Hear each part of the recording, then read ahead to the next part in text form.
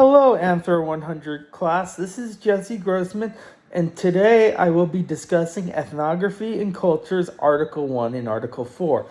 Just a brief introduction about this.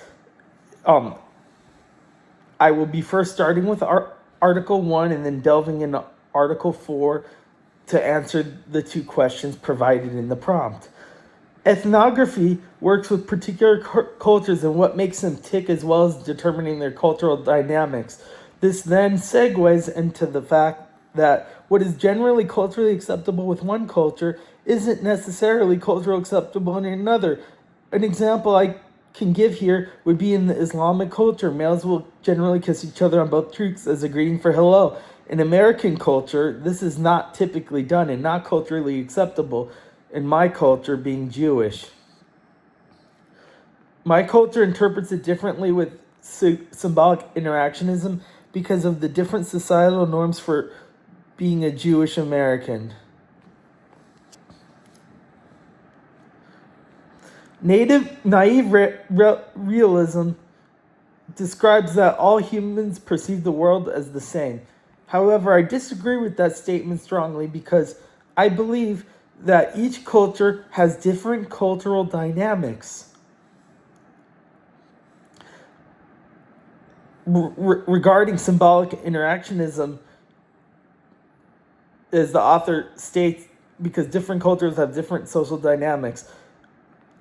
From my perspective, it is possible for an ethnographer to be objective and not ethnocentric or biased. It's good to look at the culture and person as a whole.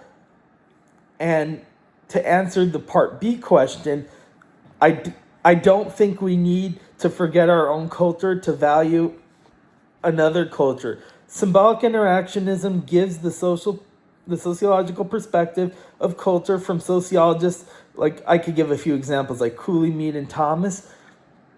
The quote on page 11, the first premise is that human beings act toward things on the basis of meanings, of the meanings that they have for them. That was on Conformity and Culture, page 11.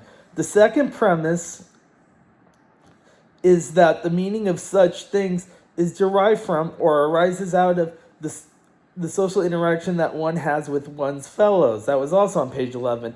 And then on page 12, the third premise states that meanings are handled in and modified through an interpretive process used by the person dealing with the things he encounters. So, do we know why, like, looking deeper into the article, do we know why what is culturally acceptable in one culture is not simply acceptable in another?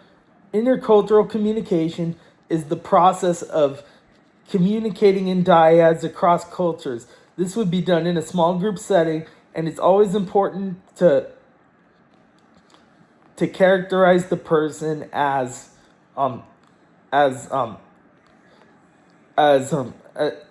based on their beliefs and their ethics, not necessarily on their religion. There are good and bad in every culture.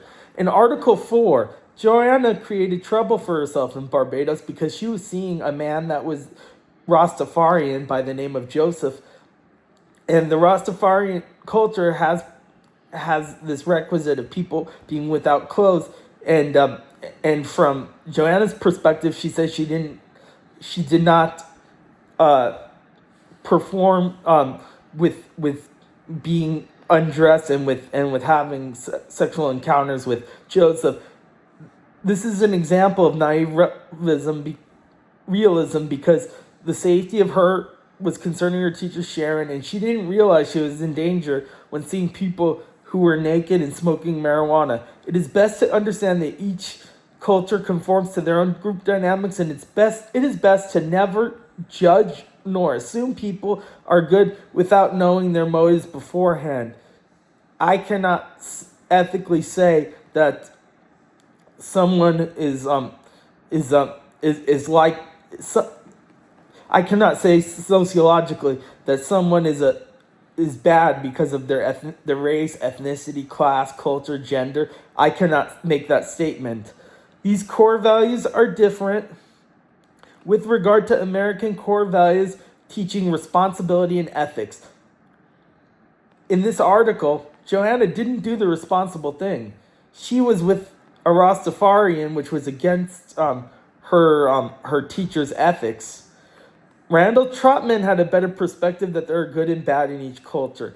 By looking at these different angles and viewpoints, we cannot assume that all Rastafarians would do unlawful and unethical things. That would be like saying that, like I could give another example of a cultural stereotype within an ethnography, like saying things like like generalizations like all Jewish people are cheap or all of this group does drugs. Those are all generalizations and stereotypes.